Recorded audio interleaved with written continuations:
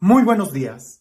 El día de hoy celebramos el cuerpo y la sangre de Cristo, o comúnmente como se conoce este día, el día de Corpus Christi. Y este día trae a mi memoria muchas experiencias que he tenido. Indudablemente aquellas procesiones solemnes que se hacía con el Santísimo Sacramento expuesto en las calles de la ciudad. Ver cómo incluso la fe de la gente que salía de las tiendas, de los comercios o de sus casas con un pañuelo blanco, incluso hincándose en el momento en que iba pasando el Santísimo Sacramento. Ver cómo todos los niños vestidos de blanco, incluso algunos niños iban arrojando flores por donde Jesús iba a pasar. Todos los acólitos con los inciensos, las velas, el coro y la procesión que se extendía hasta que la vista ya no alcanzaba a ver entre las calles de la ciudad donde iba pasando esa procesión. Pero, ¿sabes?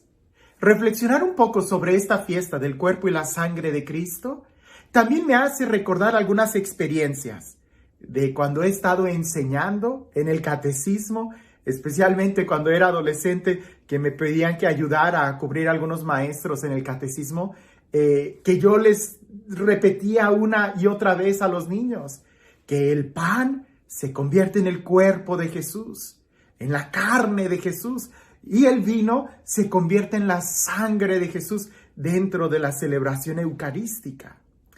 Y recuerdo particularmente que en una ocasión yo les decía a los niños, el pan se convierte en, y ellos me respondían, en carne. Y yo les preguntaba, ¿y el vino se convierte en? Y ellos me respondían, en sangre.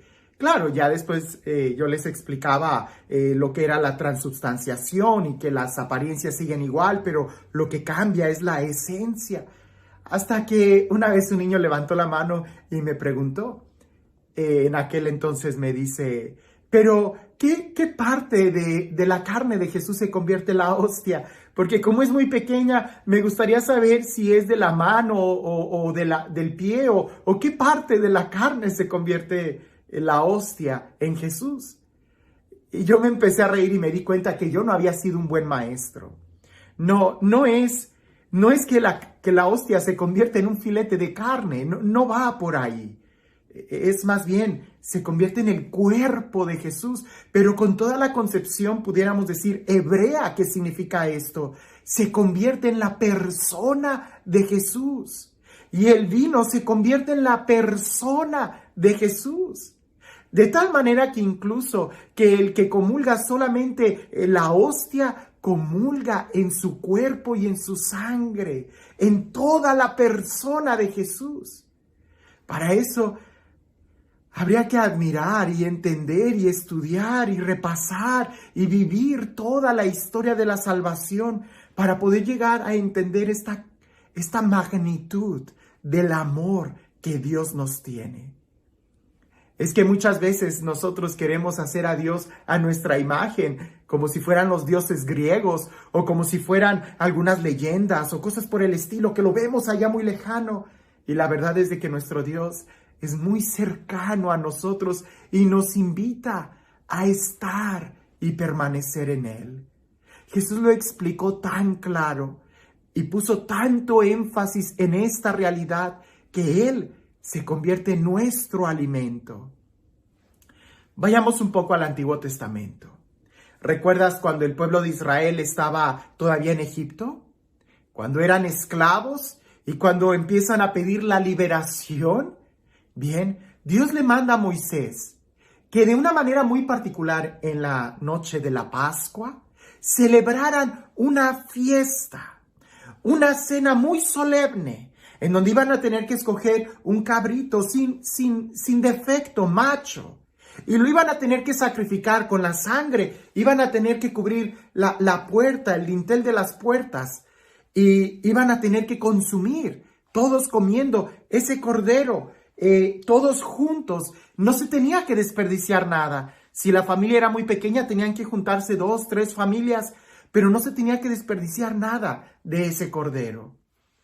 Esa fiesta se tenía que hacer con elegancia, bien vestidos, esa cena, porque era la cena de la victoria. Ellos estaban celebrando la liberación. Pero ¿quién celebra una fiesta antes de que suceda. Usualmente tú celebras algo una vez que ya ha sucedido.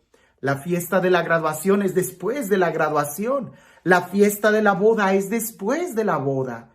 Nadie celebra algo antes. Pero en este caso Dios quería que el pueblo celebrara la liberación antes de que ésta sucediera.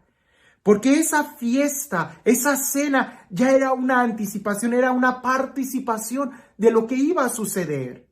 La liberación era un adelantarse a lo que iba a suceder.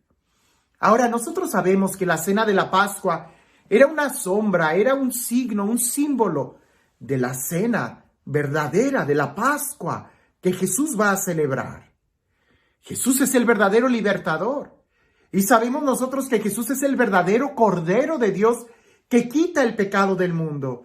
Así como en aquel entonces el Cordero simbolizaba la liberación, y claro, en los ritos del templo el Cordero era quien asumía la culpa de la persona y el Cordero era el que moría para que la culpa no cayera sobre la persona. Sabemos que los corderos no tenían poder de perdonar pecados porque ellos no asumían nada en su conciencia. Es Jesús quien asume y acepta y recibe en su conciencia y en su libertad el pecado de todos nosotros. Por eso el castigo cae sobre él, morir en la cruz. Pero él, cuando celebra la cena de la Pascua con sus discípulos, y es lo que leemos el Evangelio el día de hoy, cuando él celebra la Pascua con sus discípulos, hace algo diferente. Toma pan y se los da a sus discípulos diciendo: toman y coman todos de él, porque este es mi cuerpo. Luego toma una copa de vino, la última en la cena, y se las pasa diciendo: toman y beban todos de él, porque esta es mi sangre, sangre de la nueva y eterna alianza, que será derramada por ustedes. Ahora, esto es muy importante porque así como el Cordero en el Antiguo Testamento se consumía como anticipación de la liberación, en esa cena pascual que Jesús está realizando con sus discípulos, Él les está dando el nuevo Cordero para que lo reciban como anticipación de lo que va a suceder. Cuando Él va a dar su cuerpo, su carne, su sangre en la cruz por toda nuestra liberación. Entonces, lo que Él está instituyendo en esa última cena es una anticipación de lo que Él va a hacer en la cruz, pero con toda una realidad. Porque así como la cena del Antiguo Testamento era la realidad de lo que iba a suceder, en esta cena que Jesús les está dando su cuerpo y su sangre, es una realidad para que los discípulos puedan consumir, puedan unirse a lo que Él va a realizar. Si no aceptan esa carne y esa sangre que Él les está dando de manera sacramental, entonces no van a tener parte con lo que Él va a hacer en la cruz. De la misma manera que en el Antiguo Testamento, si había alguna familia que se rehusaba a poner sangre en el dintel de las puertas o que se rehusara a comer el cordero, pues no se iban a salvar. La muerte iba a llegar a su casa. Lo mismo sucede en el Nuevo Testamento con Jesús. Por eso esta forma tan enfática en como Jesús dice: mi carne es verdadera comida y mi sangre es verdadera bebida. No es como el maná en el Antiguo Testamento. Y pudiéramos hablar mucho de todo este significado, pero ¿qué es exactamente comulgar a Jesús? No es solamente pasar en la línea y recibir la hostia y ya me voy. No, es tener la conciencia de todo lo que significa e implica.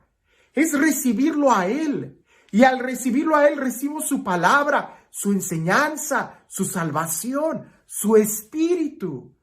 Al aceptarlo a Él, estoy aceptando toda su palabra, su enseñanza, su vida y la salvación que me ofrece. No puedo acercarme a comulgar y decir: bueno, esta parte sí creo en Jesús, pero esta otra no. No, cuando tú consumes el cuerpo de Jesús, lo consumes todo a Él, no una parte. Porque aunque tú quisieras fragmentar la hostia y tomar solamente una pequeña parte diciendo: con esto sí comulgo, con lo demás no, es un error, porque aún en la mínima fracción está el completo. Así que cuando pasamos a comulgar, lo comulgamos a Él de una manera completa, a Él y todo lo que la iglesia nos enseña, porque así lo ha querido Él dejar. A través de sus apóstoles, ellos van a repetir lo mismo que Jesús nos dejó. Ahora, en este sacramento, me gusta mucho una reflexión que hace San Agustín. San Agustín dice que somos lo que comemos. Porque una vez que tú consumes el alimento, este se hace parte de ti. Una vez que tu organismo empieza a digerir y a disolver todos los nutrientes, ya no hay forma de que lo puedan quitar de ti. Si fuera solamente algo externo, si fuera solamente algo simbólico, si fuera solamente algo muy superficial, pues fácilmente te lo quitan. Pero si es algo que entra a ti, ya nadie te lo puede quitar. Es parte de ti. En este sacramento, recibir a Jesús como el alimento es tomarlo y hacerlo nuestro y nosotros hacernos Él, porque es toda una transformación. Y así, como en el Antiguo Testamento la cena pascual era una anticipación de la salvación, el día de hoy, cuando Jesús celebró la cena pascual con sus discípulos, hizo de una manera muy clara, sacramental, una anticipación de lo que Él iba a hacer en la cruz, la salvación. Hoy, además de recibir la salvación, empezamos ya a degustar la vida eterna en el cielo. Pues comulgar con Jesús es comulgar con aquel que está en el cielo. Así que celebrar la fiesta de Corpus Christi es en realidad una oportunidad que tenemos para poder valorar nuestra fe, para poder otra vez doblar nuestras rodillas delante de Él. Y aunque pareciese que es algo absurdo y humillante el hincarnos delante de una hostia, no, es que no nos estamos hincando delante de un ostentorio de metal. Estamos hincándonos delante de este sacramento, que es la presencia del Dios vivo. Y cuando pasamos a recibirlo, lo que estamos comulgando es Él mismo. En este momento es donde valdría la pena detenernos y preguntarnos, ¿qué tanto creo en Jesús? ¿Qué tanto estoy comulgando con Él de una manera completa y plena? Y este Dios, el Dios del amor, el Dios de la vida, el Dios de la paz, el Dios que nos ama hasta el extremo de querer quedarse en una hostia, en un vino, de querer quedarse con nosotros para ser nuestro alimento y nuestro compañero de viaje, que sea Él quien el día de hoy te bendiga, en el nombre del Padre, del Hijo y del Espíritu Santo. Recuerdo una vez a un obispo, ya hace mucho tiempo, que él compartió. Bueno, de hecho yo no lo oí de viva voz de este obispo, pero decían que este obispo hace muchos años, frente a la catedral había una plaza y él salía de las oficinas en su hora de comida y se sentaba ahí para que la gente pasara, lo saludaba y se ponía abajo de un árbol para descansar del trabajo de la oficina y estar accesible a los feligreses. Todos los días él hacía lo mismo.